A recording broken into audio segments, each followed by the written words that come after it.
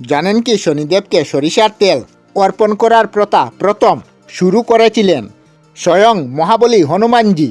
আর এর পিছনে লুকিয়ে আছে এমন এক কাহিনী যা জানলে আপনিও শিহরিত হয়ে উঠবেন। তার আগে আপনাদের সবাইকে বিধায়কনাথ বাপ্পা চ্যানেলে স্বাগত জানাই। আর আমি আপনাদের সাথে কথা বলছি আপনাদের সকলের প্রিয় বিধায়কনাথ। এই গল্প ত্রেতা যুগের। রাবণ যখন তার পুত্র মেঘনাথকে অজয় করতে সব গ্রহকে বন্দী করেছিলেন, সেই বন্দীদের মধ্যে ছিলেন শনিদেবও।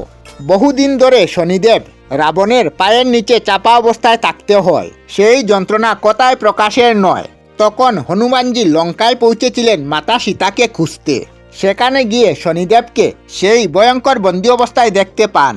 রাবণের ভয়ঙ্কর অত্যাচারে শনিদেবের শরীর ছিল ক্ষতবিক্ষত, যন্ত্রণায় ভরা। হনুমানজি সেই ক্ষতগুলি দেখলেন। যেখানে যেখানে ব্যথা নিজের হাতে সরিষার তেল মেখে দিলেন, আর সঙ্গে সঙ্গে ঘটল চমৎকার।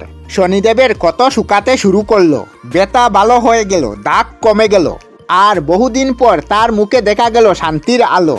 কৃতজ্ঞ হয়ে শনিদেব বললেন, হে রুদ্র অবতার পবনপুত্র মহাবীর হনুমান, আজ থেকে যে তোমার ভক্ত হবে আমার অশুভ দৃষ্টি কখনো স্পর্শ করবে না।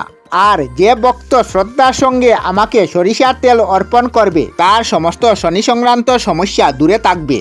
আর সেই দিন থেকে শুরু হলো শনিদেবকে সরিষার তেল অর্পণ করার এই পবিত্র প্রথা। যদি আপনিও হনুমানজির এই পবিত্র অনুপম দায় প্রীতি প্রণাম জানাতে চান তবে কমেন্টে লিখুন জয় হনুমান জয় শনিদেব।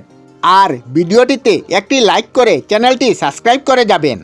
আমরা আমাদের চ্যানেলে সব ধরনের ভিডিও আপলোড করি, যেমন ব্লগ, নিউজ, কুকিং ভিডিও, ধার্মিক আলোচনা ইত্যাদি। যদি আপনারা এই ধরনের ভিডিও দেখতে পছন্দ করেন তাহলে এই চ্যানেলটি নিশ্চয়ই সাবস্ক্রাইব করবেন। আমি আপনাদের সাথে বিধায়কনাথ আজকের মতো বিদায় নিলাম। আর ভিডিওটি ভালো লাগে লাইক, শেয়ার ও কমেন্ট করবেন। ভিডিওটি সম্পূর্ণ দেখার জন্য অশেষ ধন্যবাদ।